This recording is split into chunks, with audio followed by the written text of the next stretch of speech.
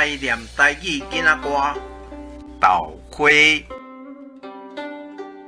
豆花车倒担，一碗2角半。囡仔兄紧来看，囡仔姐买一碗，食了阁有蚵仔面线，正讲好食，毋是纸。华语解释：豆花翻倒了，1碗2毛半。小兄弟，快来看！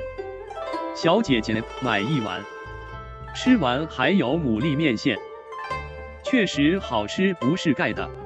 本视频的闽南文字和音频都是由台湾的许丰都老师提供，多谢许丰都老师，感恩。制作：于良人，竹家轻松来学闽南语，主编。请支持我，请点击 subscribe， 再按小叮当。按这里进入竹家轻松来学闽南语脸书专页。